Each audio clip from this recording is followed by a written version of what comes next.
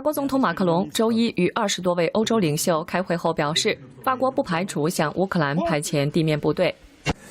Mais je vous ai dit de manière très claire ce sur quoi la France maintiendra sa position, qui est une ambiguïté stratégique que j'assume. Rien ne doit être exclu pour poursuivre l'objectif qui est le nôtre. 会上，欧洲国家同意制裁那些绕过现有制裁、仍在帮助俄罗斯的国家。但由于马克龙的言论，各国会后陆续表达各自的立场。周二，西班牙明确表达不支持派军。Tropas europeas en Ucrania. Nuestro país también ha manifestado ya su posición en este aspecto. No estamos de acuerdo y tenemos que concentrarnos además en lo urgente que es acelerar. 德国国防部长周二也公开表示，德国不会派遣军队。Ja, das schließe ich aus. Das ist von Anfang an deutsche Position gewesen. Ich bin dem Generalsekretär der NATO dankbar, dass das heute Morgen auch noch mal in aller Klarheit gesagt hat. Boots on the ground ist keine Option für die Bundesrepublik Deutschland. 德国总理舒尔茨、北约秘书长斯托尔滕贝格周二也都强调，没有向乌克兰派军的计划。克里姆林宫周二警告称，这些国家必须意识到直接卷入全面战场的潜在危险。美国财政部长耶伦周二在20国集团会议上表示，需要采取行动，冻结2850亿美元的俄罗斯主权资产。Now, Putin's strategy is hoping he can simply wait out Ukraine and its allies, and we must prove him wrong. 耶伦说，7国集团领导人本周将宣布制裁俄罗斯，限制其获得继续战争所需的战备和资金。新唐人电视台记者李梅、明玉综合报道。国家主席习近平28号下午在人民大会堂北大厅举行仪式，欢迎塞拉利昂共和国总统朱利叶斯·马达比奥对我国进行国事访问。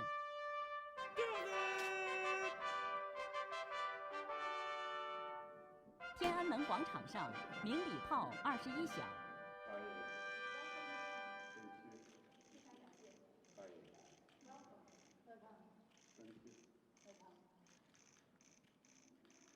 习近平主席夫人彭丽媛、中共中央政治局委员、中央外事工作委员会办公室主任王毅等出席欢迎仪式。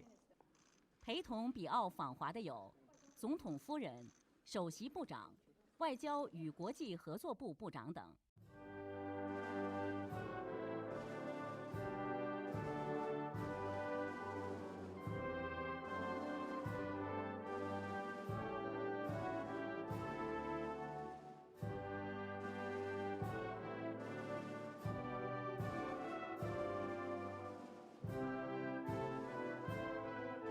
军乐团奏塞中两国国歌。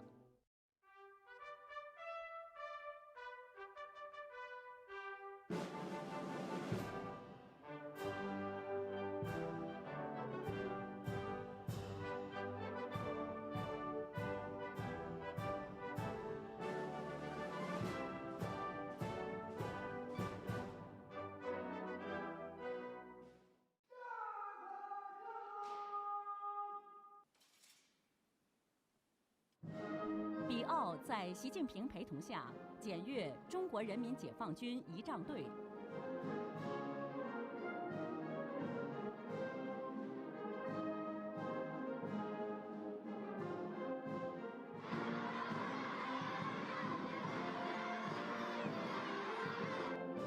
两国元首回到检阅台，观看仪仗队分列式。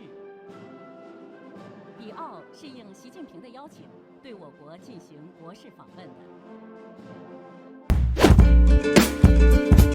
中国三无船只日前越界闯入金门，拒检逃逸后翻覆，酿成2死，议题遭到中共恶意操作。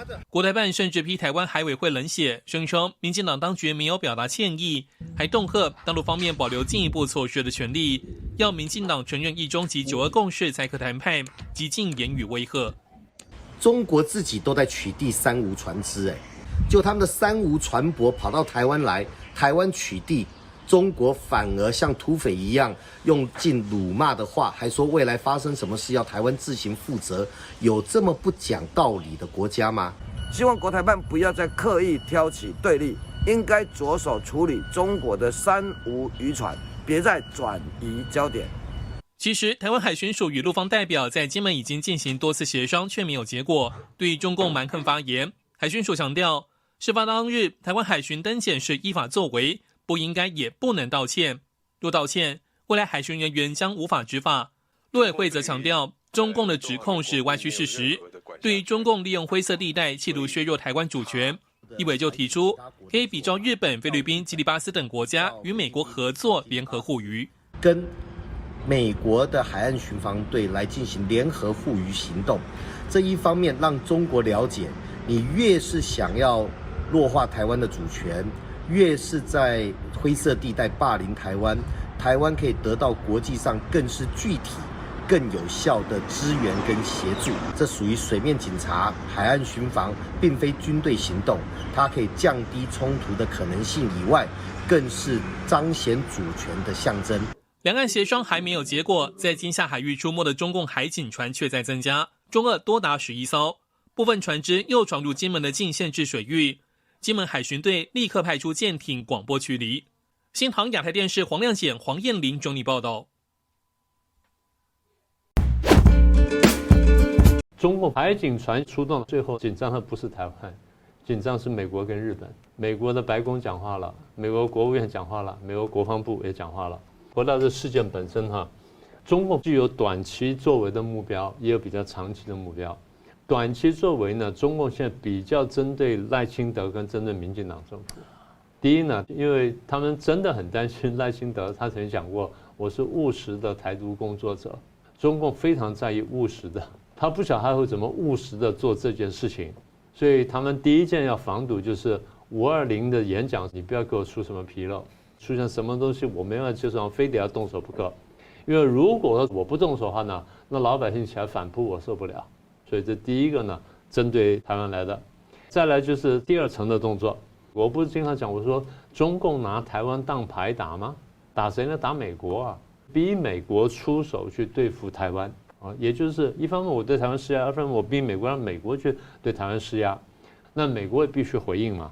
好，那如果说这样一圈操作下来，520的结果出来了，中共觉得还满意，还可以接受的话呢，大概只要没有别的意外的话，那情况会稍稍减缓。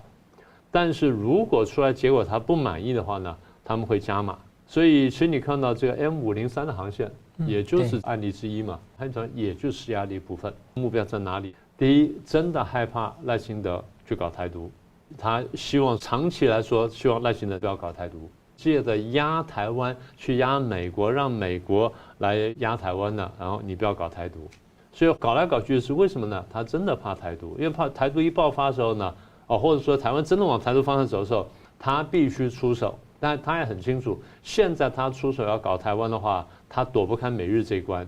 那只要对付台独效果不好，他可能倒台，他可能崩溃的，所以他非常担心这件事情。那我看到坊间的很多分析呢，不是没有道理。但是这件事情当然是一个比较低层面的。什么叫比较低层面呢？简单说就是都把这个问题只摆在台海当中来看。他对台湾怎么样？台湾怎么还手？这就我经常跟大家讲的，两岸问题不是只在两岸当中，两岸问题常常是大国互动的结果。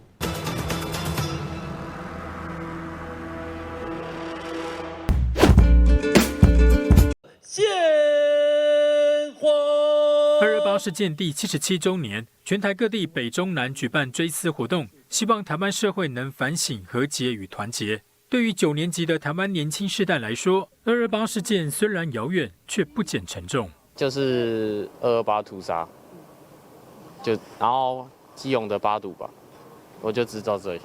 高中的时候，老师其实会带，就是课本上会提到早期国民政府来台的一个突发事件了，就白色恐怖吧。虽然这天是假日，但曾经这些假日不是和平纪念日，是白色恐怖很危险的一天，很恐怖的一天。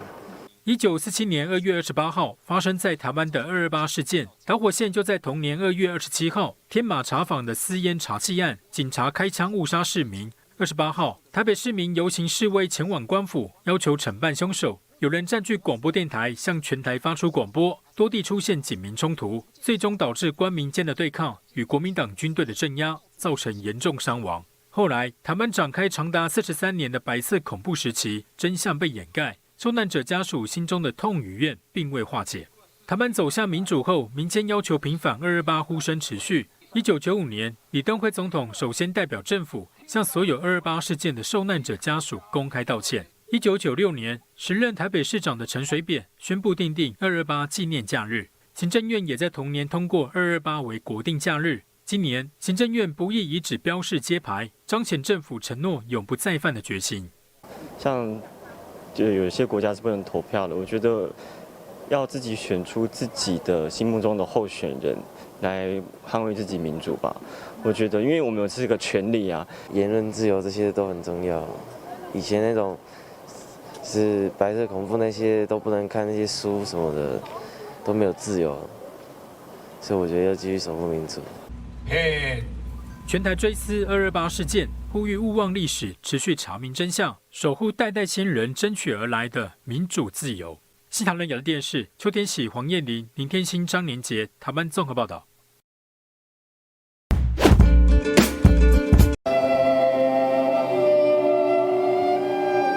228事件追思活动，台北市长蒋万安和受难者家属一同献花致意。这是蒋万安第2次以市长身份参加，除了以市长身份致歉外，也承诺会尽全力公开台北市的资料。历史的错误不容重蹈。身为台北市市长，我要深深为当年的228事件再一次表达诚挚的歉意。我也会继续在台北市市长的任内，尽全力的反省、沉思，化为我尊重人权、捍卫民主的行动圭臬。由于蒋万安、蒋家后代身份敏感，去年陈抗民众直接突破封锁线冲上舞台。今年警方加强戒备下，仍有不少陈抗民众在场外手持百合花，要求蒋万安以蒋家身份道歉。为了身份的真相，誓死战斗到底。外面会有陈抗，但是我想在尊重家属及后代的前提之下，我们对于各界不同的意见、多元的声音，我们都可以尊重。陈抗民众原本一度与警方发生推挤，最后是在一名228家属出面呼吁理性表达下才化解冲突。蒋万安则表示，台北市政府今年将翻译出版228当时美国驻台外交官葛超智的信件，相信会对理解228事件有更多的角度。新唐人亚太电视曾义豪、周永如台湾台北报道。